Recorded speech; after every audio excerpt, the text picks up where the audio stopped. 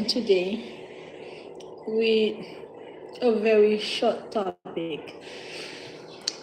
This topic is about pastors and church members. Okay. People, I am not sure exactly who will be listening to this short video, but I just have to say this. Be very careful of the churches that you go to, because your very own pastor can turn into your enemy. Or we can say your secret or hidden enemy. I used to go to a church. I'm not gonna say the name of the church or the denomination, and nothing that's gonna bash the church. So I don't affect the pastor, his reputation, or anything like that, because he's not the owner of the church, he's just part of it. All right. I used to go to school with a Nigerian woman, a classmate. We liked each other very much in the classroom. We always, most of the time, we spend time together during lunchtime. And in the classroom, and one time she managed to come and sit next to me. Okay.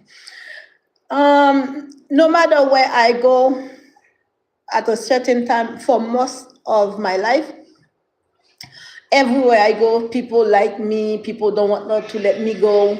At work, sometimes I clock out already and I'm not able to go home because they're always holding me back to talk, or something they feel like they didn't finish talking about and they want to complete it. But guess what? This conversation never really ended. I always have to leave because I had children and I had to go. But the main point is that I was always liked everywhere I go.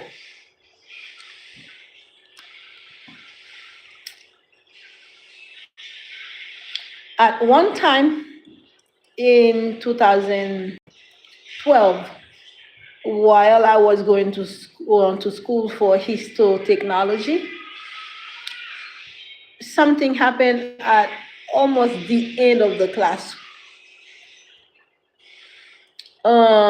Students ended up like not liking me, looking at me weird and things like that. Me, I never care about these things, so I'm like, I never worry about it. Because listen, the door of heaven does not go through anybody's living room, so I never care. I only care about going to heaven, not to lose my soul and things like that. Okay. But the Nigerian classmate I had, she played both sides in a smart way. Not that she was against me and then she played both sides, but she simply didn't want to have no enemies. So she stood with me and she's always next to me, while she's also with the others, keeping conversation. But that was smart. I have nothing against that. But listen, I didn't know that I was under spiritual attack. All I know is that things were changing. That was 2012. All throughout the years from 2012 to 2017, she always asking me, that I could go to her church if I wanted to. Because I don't speak their language and things like that. So And most of the time, I didn't go to church. I like to just stay home. I'll do my own thing. But in 2017, she asked to pray with me. And I said, no, I don't think you can help. You don't really have to pray with me. I had to go overseas for help because I really wanted to know what was going on with the changes that was happening in my life. Um, Before I left for my travel, she asked to pray with me. I said no. You know, when I came back, I called her and I asked her to pray with me. She agreed and she prayed with me. She had revelations during the prayer. I would say about 2 or 3. In end of 2017, I called her for prayer again, and then now she referred me to her pastor. Although she was not going to that church anymore, but she referred me to the pastor. She gave me the number. I called the pastor, and he prayed with me right there and then. Oh my God, there was a big changes. I saw light. It's like it's like if I were in a womb, the womb got clearer, lighter in everything, like the weight and then the clarity of the womb. I was like, wow, that was good. He prayed with me on the phone and then he invited me now to come into the church. That was almost 2 hour drive. I went anywhere. When I got to the church, okay, then I like the way they worship. I like the togetherness. And so I continue going. You know, as I continue to go to that church, one day, people at my job that were started to give me problem, which we never talk. At work, I am quiet. I don't talk to no one at work.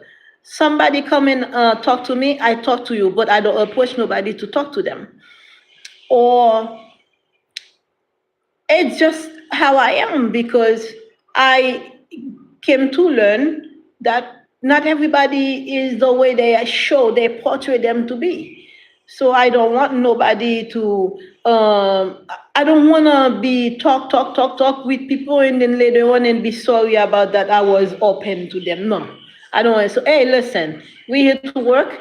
We discuss things concerning work and that's it. And I don't have nobody's phone number. I just come to work. When the time go, once I open that big door, I close it behind me. I leave everything about work behind. I don't take work issue to my home, and I don't take my my home issues to work. Point blank.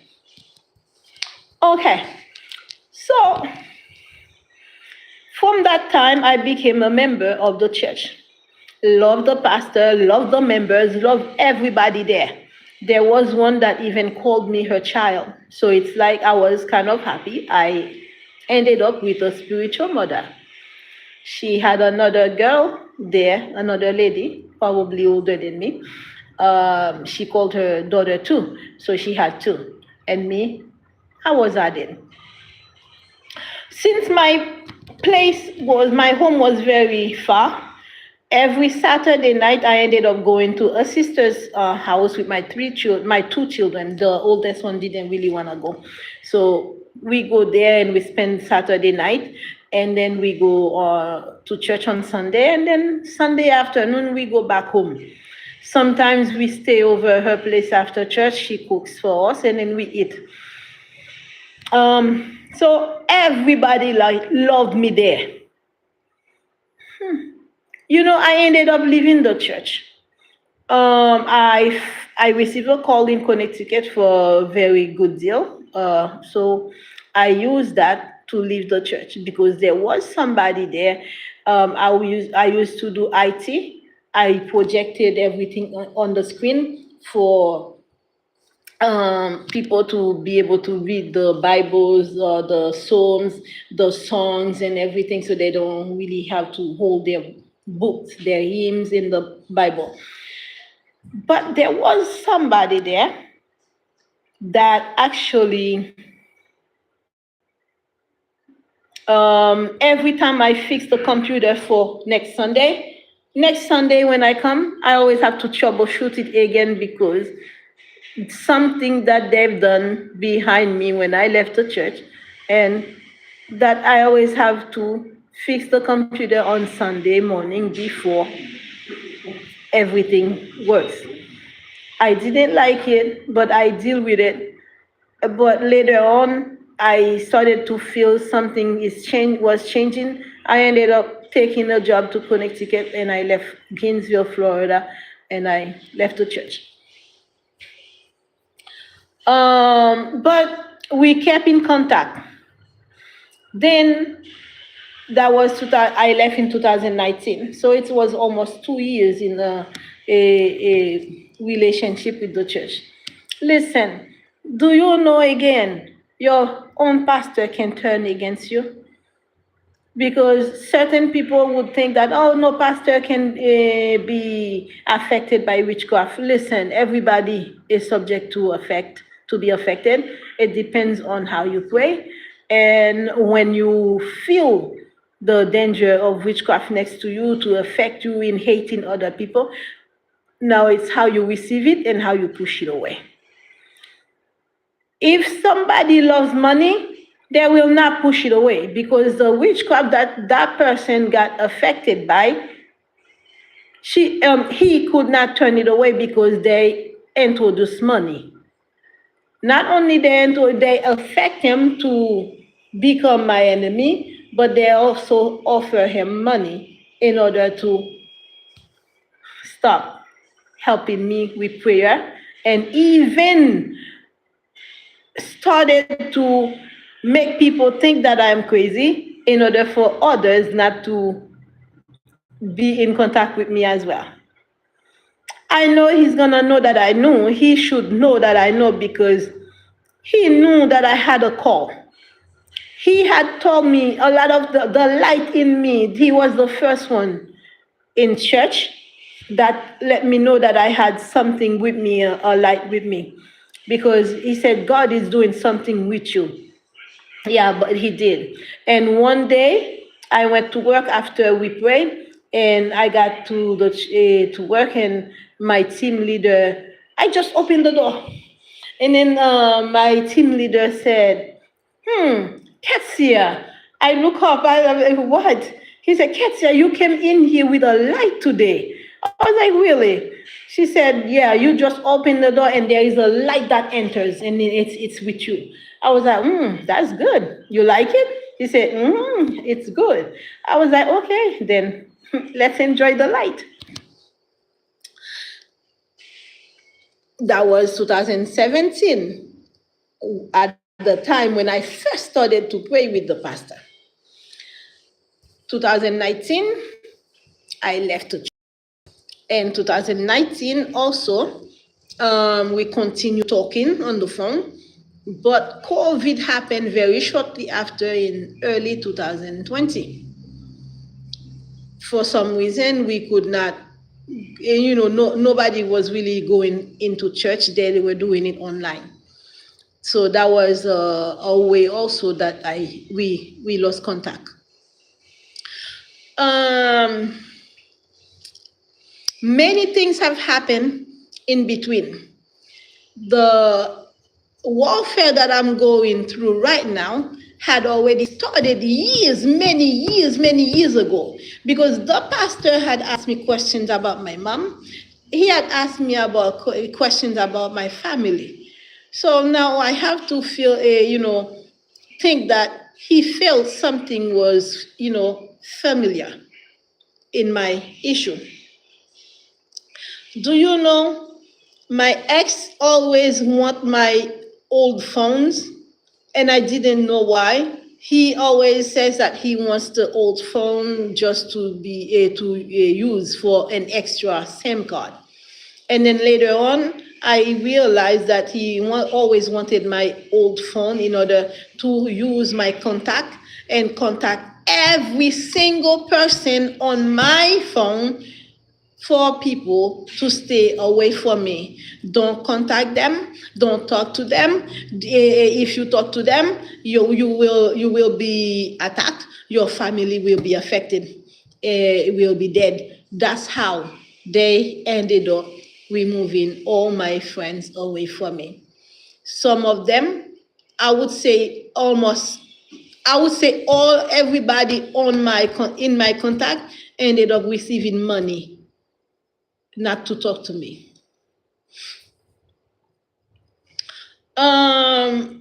Your pastor can turn against you and become your enemy. A prophetic pastor can become your worst enemy. The reason why I say worst enemy, because now a prophetic pastor already able to see what's coming towards you, already see what God is doing with you, therefore they know what exactly to pray against. Watch out. Be on the lookout. Yes. I went back to Florida 2 years ago to have support from the church because the warfare had gotten very bad. And I was actually in the presence of the prosecutor, and I did not realize it until last year. Listen, again, your pastor, a prophetic pastor, can become your worst enemy. When I got to the church again, what I used to do with the projection of things on the TV screen, somebody else was doing it. And that was fine with me. I've been out of the church for 3 years. I didn't even care to go back to do it. If I had to do it, I would help, but I didn't care that I had to do it. No, I'm not like this. Okay. For some reason, one Sunday I went to the church. When I went back home, I received a message from God not to go back. But I didn't want to tell the pastor that I was told not to come back.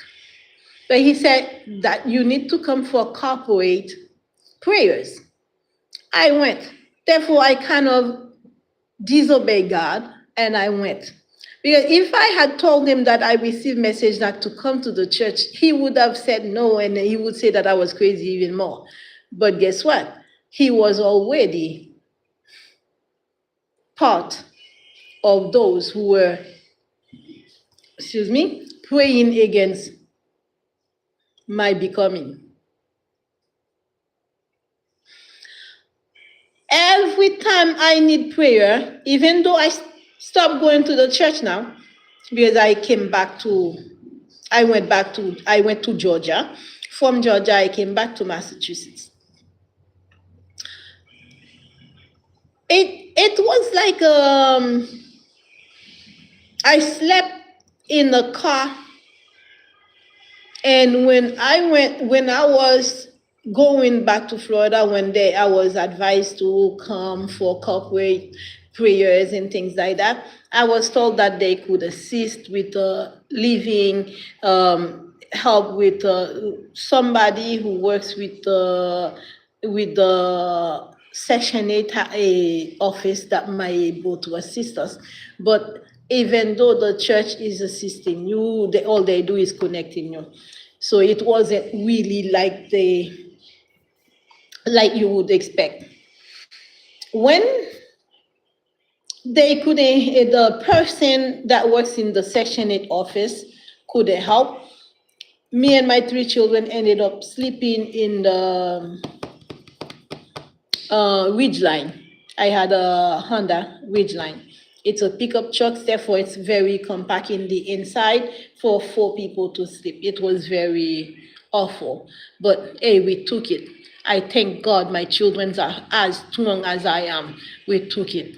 We dig it.